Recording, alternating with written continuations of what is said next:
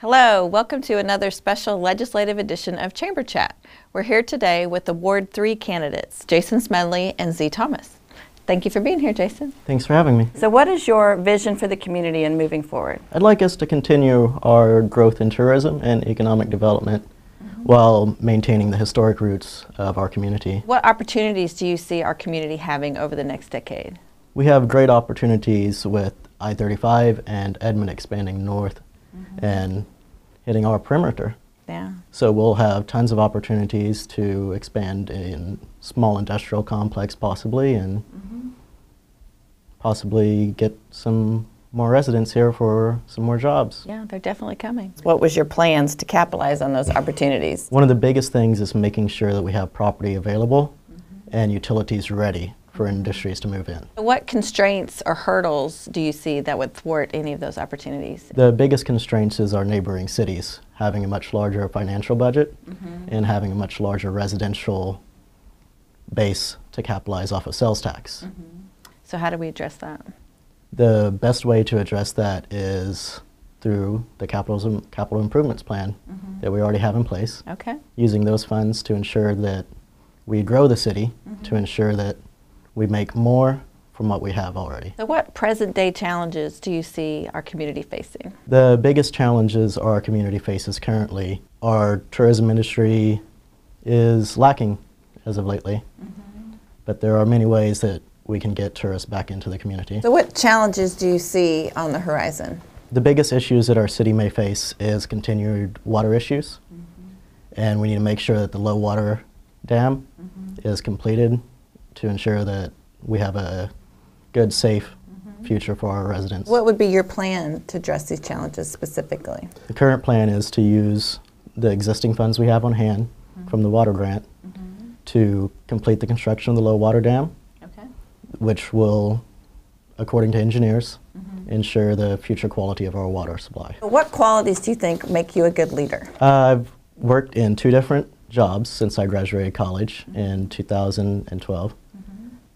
And I've also held leadership positions in both of those jobs on different project teams, while also holding leadership positions in college and holding positions amongst city boards and the chamber board here in Guthrie. Accomplishments require collaboration. How do you work to help others in finding common ground, working together? The business that I own, we work with 4 different suppliers to gather products. We service over 2,000 customers per month. So it takes a lot of customer service skills, and it takes a lot of attention to detail to make sure that each customer is taken care of to the best of our abilities. What 3 things do you think are wins for our community? The biggest win for our community in my eyes is our citizens. I've lived in 3 communities, and by and far, when you're in Guthrie and you've lived here, you feel like you're part of something special. The second big win is our events. We are an events city. We are. And the events keep growing, and we keep getting more and more people into the town. That's great. And the third is our historic downtown. Very beautiful downtown. If you haven't been here to see a sunset in downtown, you're missing out. You are, for sure. I know. What's one thing that you would want the people of Guthrie to know about you? While I'm only 24, I've had about 6 years work experience and run a fairly successful business that is nationwide. And I'm ready to take on the task of the city, not because I want any fame, but because I want to see our town grow, survive, and thrive. Jason, thank you for coming. Thank you for having me. Appreciate it. Up next, we'll talk to Z. Thomas.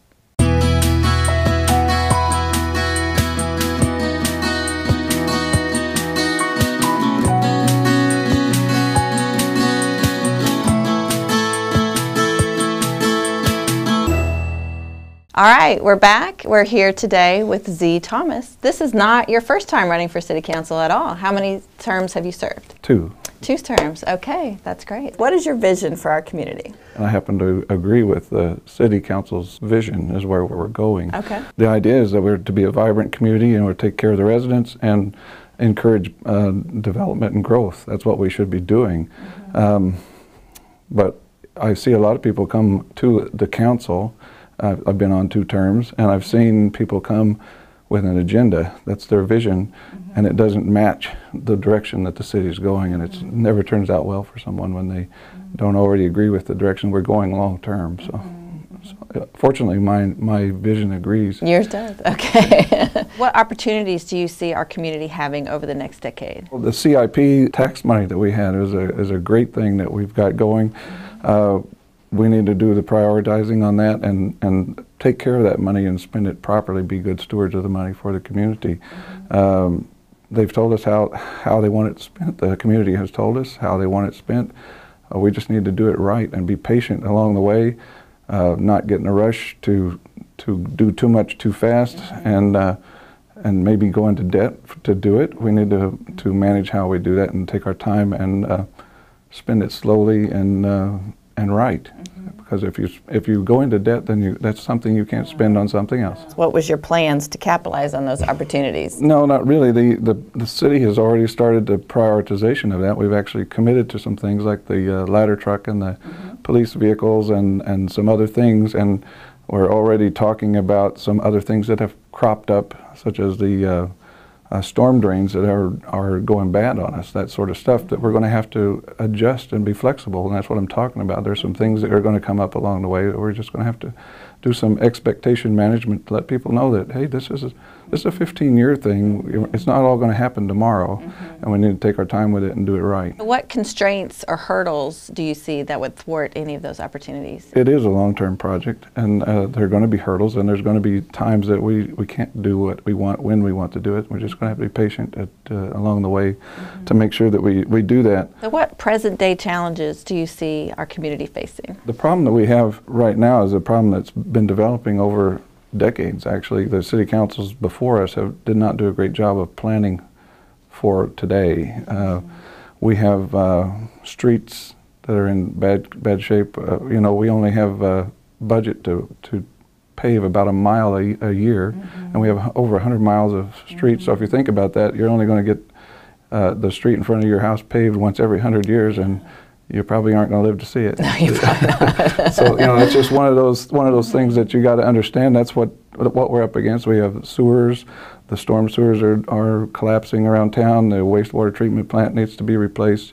We've got a lot of things on our plate that aren't really what you would call sexy, but we've got to do them. Not the fun things. And the councils before us had not planned for that. So that's what we need to do, is start planning and get ahead of the game, so that not only are we fixing what needs to be fixed, but we're planning so that we can replace this stuff in future generations before it breaks, and stop putting Band-Aids on things and actually replace it and be more proactive instead of reactive. So what challenges do you see on the horizon? Infrastructure is the big issue, and then I named all those things. If we don't address those things now, and we've started, we've got a good start on it. If we don't address those things, it's just going to get worse. What would be your plan to address these challenges specifically? I'm actually a planner. My background includes planning, and I look at the plan that we call a strategic plan that's been on the shelf here for over 10 years. It's not a plan at all, but we call it one. It's really a demographic study. But we need to actually come up with a real plan that maps out where we want to go, when we want to do things, and get on the right road. And we've done some of those things already along the way. We've got the stabilization fund that we've established for rainy day fund, what do you want to call it, and we've done some great things in the last few years to put us in the right direction. What qualities do you think make you a good leader? I would never call myself one, and I actually kind of laugh at people that do, because you can't be a self-proclaimed leader. If people aren't following you, you're not a leader. Just because you have a position of authority doesn't make you a leader any more than standing in your garage makes you a car. So the kind of qualities I look for in a person that I would follow basically is if they know themselves and they can explain to me why they're doing what they're doing, and if I can believe in their integrity and they're not jumping on the first emotional appeal that comes to them and going with that, if they've actually thought it through. I'm looking for a thoughtful person with integrity, and I think that's why people follow me. Accomplishments require collaboration. How do you work to help others in finding common ground? Those are two different words, collaboration and common ground. Collaboration basically means to working with people. Common ground is already there, but that's the problem, is we don't see the common ground sometimes. We have different ways of doing things. Everybody sees things differently. But the ultimate intent is that we would have the best interest of the city at heart, and most of us do. Just doesn't mean that just because you want to do it another way than I want to do it, that it's wrong, because there's more than one right way to get there. So when we decide on a way, we just got to realize that, hey, this is in the best interest of the city. We've decided on it. We go on it. Stop throwing up hurdles in front of other people and work with them, and go along with it because it is in the best interest of the city that we do it.